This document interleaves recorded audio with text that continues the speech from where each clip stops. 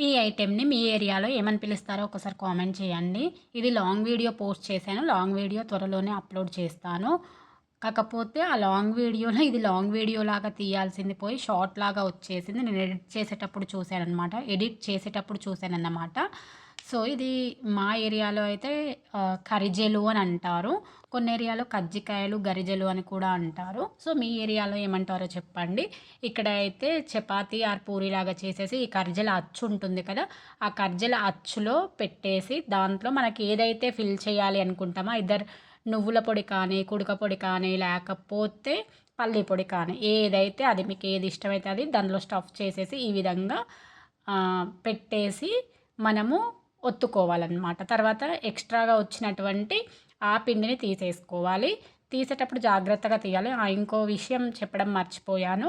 ఈ కర్జెలు తీసేటప్పుడు అందులో పెట్టేటప్పుడు చపాతీ ఆర్ పూరిలాగా చేసుకోవాలని చెప్పాను కదా! దాన్ని పెట్టేటప్పుడు ఇందాక స్టార్టింగ్‌లో చూపించాం కదా!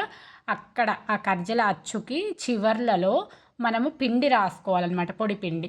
ఎందుకంటే పొడిపిండి రాయకపోతే అదంతా కూడా అతుకుతుంది, తర్వాతకి రాదు. ఆ విధంగా రాసుకొని తర్వాత ఈ విధంగా కర్జెల్లాగా చేసుకోవాలన్నమాట.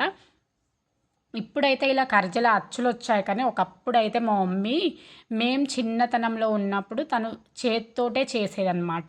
తను చేత్తో చేసిన విధానము నేను లాంగ్ వీడియోలో పోస్ట్ చేస్తాను చూడండి. అసలు ఎంత బాగా అంటే జడరాలినట్టుగా అల్లుతుండేదన్నమాట కర్జెలను. చాలా మంచిగా అనిపించేది. చాలా మంచిగా అల్లుతుండే అనమాట. అది అసలు మనకి ఇప్పుడు ఎవ్వరికి రాదు. ట్రై చేస్తే వస్తుందేమో అని మంచిగా అల్లుతుండే. సో, ఆ విధంగా అన్నీ కూడా చేసి పెట్టుకున్న తర్వాత ఇలా ఆయిల్‌లో ఫ్రై చేసేసుకోవాలి.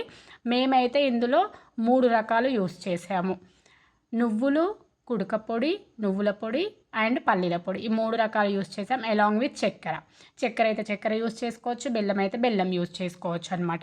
ఈ ఫుల్ వీడియో కావాలి అంటే మన ఛానల్లో నేను పెడతాను త్వరలో. అలాగే ఈ షార్ట్ వీడియో కింద నేను లింక్ ఇస్తాను. కావాలి అంటే మీరు మన ఛానల్లోకి వెళ్ళి వాచ్ చేయండి, లేకపోతే లింక్ పైన క్లిక్ చేస్తే ఫుల్ వీడియో అనేది వస్తుంది. వీడియో నచ్చితే లైక్ చేయండి, షేర్ చేయండి, సబ్స్క్రైబ్ చేయడం మాత్రం మర్చిపోకండి. Stay tune with